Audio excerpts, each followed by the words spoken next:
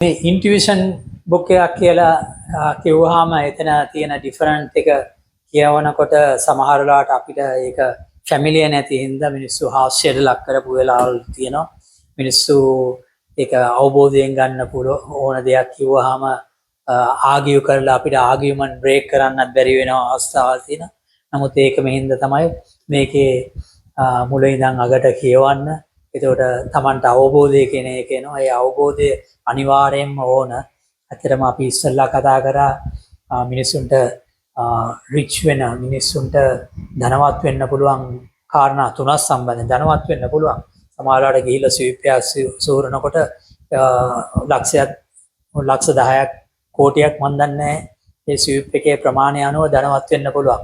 නමුත් ඒකත් අර කැටගරි එකට දාලා තියෙන. ඉතින් ඒක අනුව අපි ධනවත් වෙන්න පුළුවන් තුන් ආකාරයක් ගිය වීඩියෝ එකක කතා කරා. එකක් උපතින් ධනවත් වුණා නම් තමන් අර රොච්ෆයිල් ෆැමිලි වාගේ රොකෆෙලර් ෆැමිලි වාගේ කානිගි ෆැමිලි වාගේ තාත්තගෙන් පුතාට ඒ පුතාගෙන් පුතාට ඒ වගේ මේ පාස් වෙන්න හරියට සිස්ටමැටික් විදියට ඒගොල්ලන්ගේ এডুকেෂන් වැලියුස් දීලා ඒගොල්ලන්ට එක්ස්පීරියන්ස් වැලියු දීලා ඒගොල්ලන්ගේ ස්පෝර්ට්ස් වලින් ගන්න තියෙන වැලියු එක දීලා රිලිජන් එකෙන් ගන්න තියෙන වැලියු එක දීලා ෆිලොසොෆිකල් වැලියු දීලා ඒ ජෙනරල් එඩියුකේෂන් එකට 100ට 1ක් වාගේ වැලියු එකක් දීලා ඒගොල්ලෝ රිටේන් වෙනවා ඒ ධන කුවේරුවේ විදිහට. ඒක මම හිතන්නේ අවුරුදු ගණනාවක් ඒ විදිහට යයි.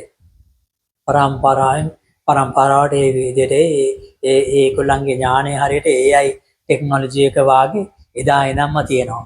සෙකන්ඩ් වර්ල්ඩ් වෝර් එකේදී පස්සේ මටත් දැන් ඕස්ට්‍රේලියාවේ මගේ මම වැඩ කරපු එක්කෙනා ඇත්තටම යුදෙව් එක්කෙනෙක්. ඊශ්‍රායල් මේ ජූ එක්කෙනෙක්. ඉතින් ඒගොල්ලන්ගේ එක්ස්පීරියන්ස් බලනකොට නොමරපු එක විතරයි. වද දීලා තියෙනවා උපරිම. හැබැයි මැරුන්නේ නැති එක විතරයි. නමුත් එහෙම තියලත් ඔහු මල්ටි මිලියනර් බිලියනර් කෙනෙක්.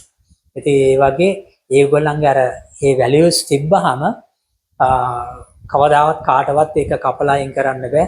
ඒක මුලින් එනවා වගේ මූල බීජය තියෙනවා. හැමදාම ස්වභාවයෙන්ම ලියලනවා. ඉතින් ඒ වගේ මූලිකව අපි කතා කරේ උප්පත්තියෙන් පොහොසත් වුණ අය ඊළඟට විවාහයකදී පොහොසත් වෙන අය ඉන්නවා. එකක් විවාහ වුණේ ගෑන් ළමයා හෝ පිරිමි ළමයා ඒ පවුල් වලට මේ වුණාම ඒගොල්ලෝ ධනවත් වෙනවා. ඒ ධනය ඒ දෙආකාරයෙන් විස්තර කරන ධනය ගැන අපි මේ පොතේ සාකච්ඡා කරලා නැහැ. හැබැයි මේ පොතේ සාකච්ඡා කරලා තමන්ට ධනවත් වෙන්න ඕන නම් ඒක අනිවාර්යයෙන්ම ලබා ගන්න පුළුවන් දෙයක්. ඒක කොහොමද ගන්න කියන එක මේ පොතේ ඉතාමත් විස්තර කරලා තියෙනවා. ඉතාමත් හොඳින් ලියවිලා තියෙනවා. ඒකෙන් තමන් ඉතාමත් ඕනකමින් ආරාධනය කරනවා මේක ගන්න, කියවන්න, ධාරණය කරන්න, මේකට අනුව තමන්ගේ චින්තනය යොමු කරන්න, තමන්ගේ මේ තමන්ට උවමනා කරන දේ තමන්ගේ සබ්කොන්ෂස් මයින්ඩ් එකට ෆීඩ් කරන්න.